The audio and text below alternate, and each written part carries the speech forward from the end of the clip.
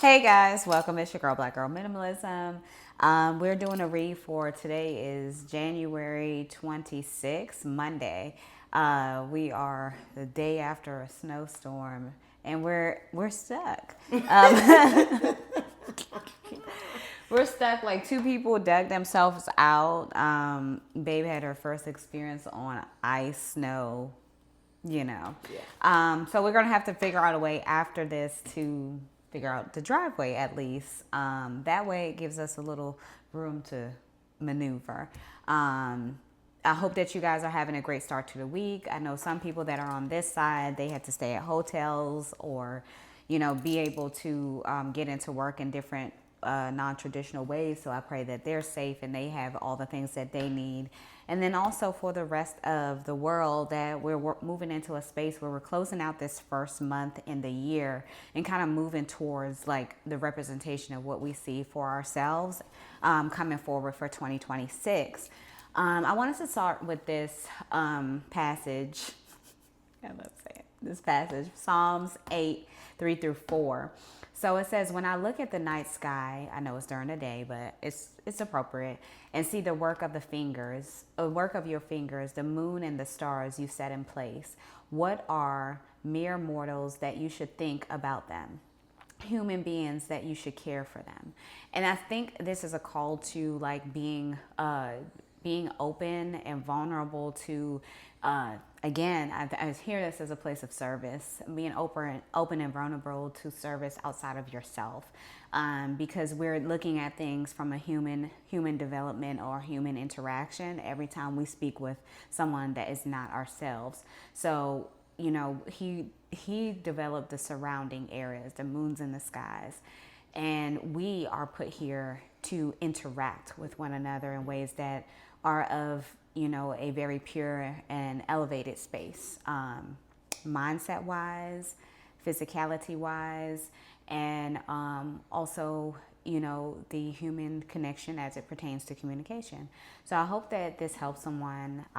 As I said, we're going into the start of this new year, and we're now into February, literally. So it seems as though we're moving along. I'm going to do the read starting with the Clueless Tarot Guidebook deck, and we're going to do a spread of 12 today. I always do a spread of 12. Sometimes I'll do something a little bit different.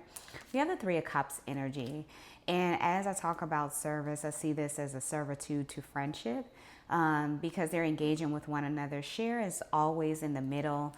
Of course, this is a Clueless deck, so she's the main character, but maybe main character energy of like being able to uplift others, maybe getting together for a cup of coffee or just conversation, because they're looking to her for what she can provide. And she's actually, it doesn't look like she's about to talk. It looks like everyone's talking to her. So maybe she's an example of a great listener, and being able to put that forward for the people that are around her.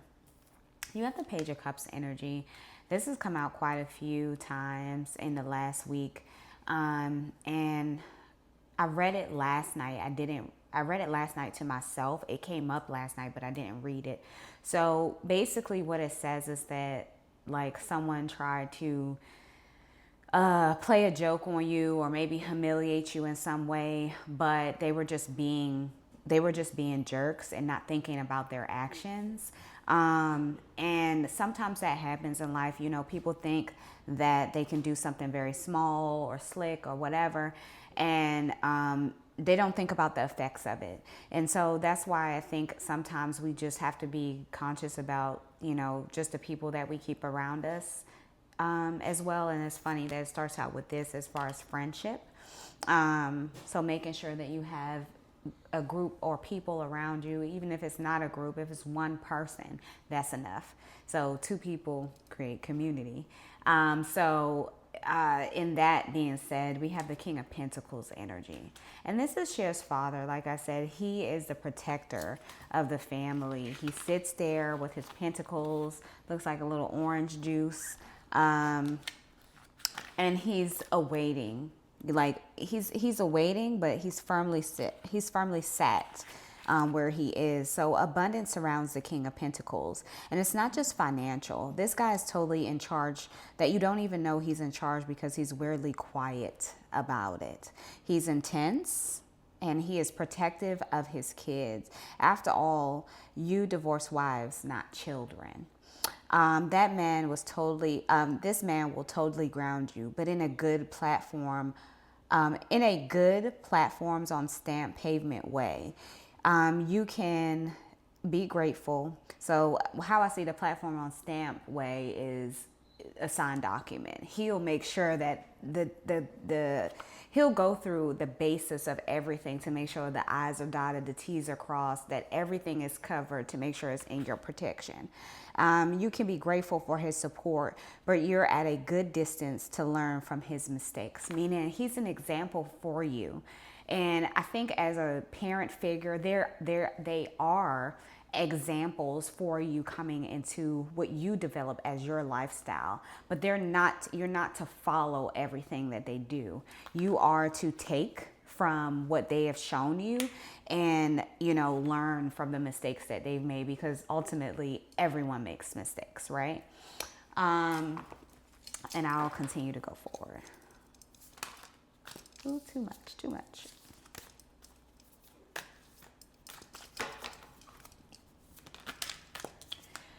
All right, so we have the King of Swords. This is the same energy. It's not the same person, I don't think. It's the same energy, because Lawrence is the type of person where he's very quiet too, and he doesn't require much. Like the King of Swords, Lawrence is a leader. Okay, he sets the tone. And when this kingly presence shows up in a reading, it's a sign that you have all the mental clarity and the authority to take on the challenge that was presented to you. Like shaving a buddy's head. If you want to take on this challenge, you will succeed, but only commit if you're ready to see it through to the end. Go big or get out the bathroom. Meaning no small talk. Oh, you know what I'm about to say, boo? Think of small. They need to be thinking big. So we have the Hangman energy in opposition about something, but not really, because he's showing out right here. And this came up yesterday. The Pismo Beach relief. I don't know why do you like this one? I don't know why I like that one so much. Okay, I'm gonna read the card. I'm going to read it because that's twice it came up. You need to be volunteering somewhere. All right. This came up again. The Eight of Pentacles. Okay. These cards are shuffled, people, just to let y'all know. Yeah. Okay.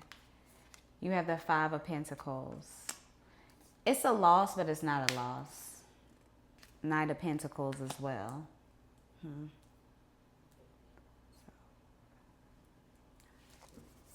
I'm going to pull them all and then, okay. We have the Justice card coming forward. Like something's being highlighted at this time. Weighing the odds on something. Balancing the scales. But you have the High Priestess card. And then the Six of Wands. A lot of phone calls. A lot of hot phone calls at this time. It's happening at the same time. Knight of Swords.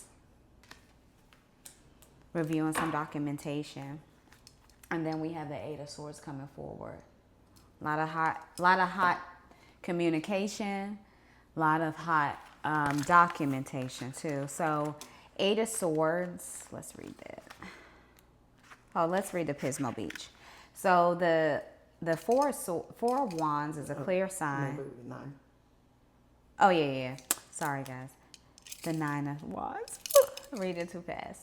So the Nine of Wands is a clear sign that you are closer to a goal than you realize. Way to go. So if you're ready to cross the finish line, just keep doing what you're doing. So I think this kind of ties with the King of Swords with Lawrence. It's like, don't do it unless you're ready to do it. And whatever it is that has you questioning your abilities, put the little nagging voice in the corner and carry on. So it's like maybe you have a little self-doubt on something, but that needs to just, go away, because you're already covered. So don't question anything. It's already taken care of. Let me read this one, the Knight of Swords.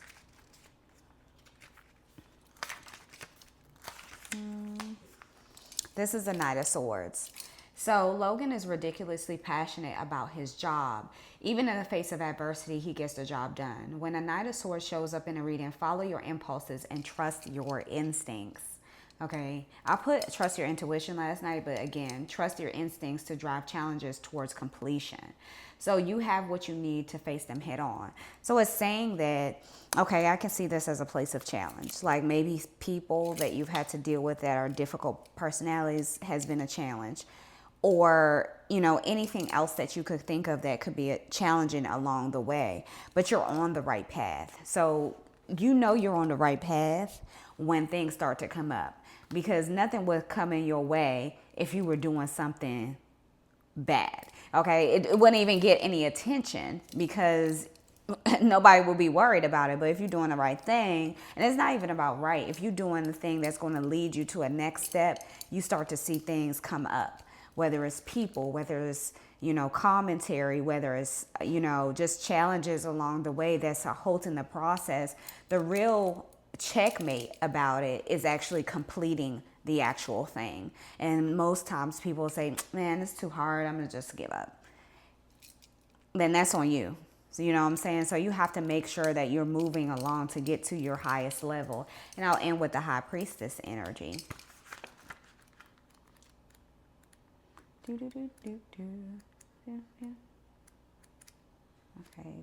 Okay.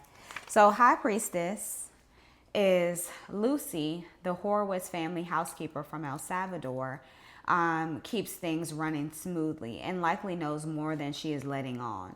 Much like Lucy, the High Priestess is intuitive, so it's cool to be laid back. So you don't have to show all your chessmate pieces. She's powerful and not all interested in wasting her time on toxicity. You're sometimey about things. Like you're like, absolutely not. I'm not wasting my good vibes on that. I'm not weakening my beauty on the nonsense. Like you're not going to do anything. Reality is when you're more stressed or you put your more effort into stress, you start to tend to look a little, you know, old. So for if you're stressed less, like you're going to look youthful, you're going to be smiling, you're going to be vibrant. And that's the energies you should always carry because it's going to lead you to where you're going. You don't need to waste time on petty arguments to move yourself along. So her focus is on the truth behind it all. She's always focused on the why. Lucy is so turned into her own divine femininity. Y'all, I'm so big on divine femininity. The person that I am, one day I was with a friend. And, you know, this is when I would always get questions. At this time, I was single, but, you know, I always been big on divine feminine energy. And what that means is it's nothing woo-woo about it. It's like you're always exuding energy that is just super feminine. It's relaxed. It's like you're gracing on, you're carrying grace. It's like you're walking on clouds with yourself. And one of my friends at the time was like, you know, dating, but like having challenges in the dating. And I was like, look, you need to step into your divine femininity. You need to stop being masculine in a space where you should be feminine. Not saying that you can't be masculine. There's a time and place for that. But when you're looking for certain things in your life to come to fruition, you have to tap into that mode to make sure that, and I might be giving too much because it's like, if you don't know, you don't know. But you have to tap into that mode to make sure that you know how to recognize the power in you as a woman, you know, to be honest. And I popped on a divine feminine video because baby, my words, sometimes when you delivering a message, it might not come, they might not take it from you. So I was like, hey, look at this. This is what I'm talking about right here. And it started to break down the elements of the softness needed in divine feminine, the conversation, how you insert yourself into the conversation. It doesn't need to come off rough. Like, okay, I'm not talking with one of my boys, I'm talking with you. So like it's a separation there. So, you know, you want to be you want to be relatable, but you don't want to be a friend. So you want to be friend zone, or you want to be somebody's woman. So that's the difference. There is realizing the power in who you are as a woman. And Lucy is so tuned into her divine femininity that she gives any of that nasty toxicity a super wide berth. And she totally should. Running a household and keeping it free from physical or emotional dirt can be draining. This powerful card is showing up as a sign to cleanse your own energy from before anyone else's. You can't pour from an empty carafe of filtered water. Okay. Filtered. Okay. Now you need to make sure that you step into the space of power. Step into your divine feminine power. Step into your highest level of frequency, and everything else will fall into place. So I hope that you guys receive this message. I will see you later, and I love you. Bye.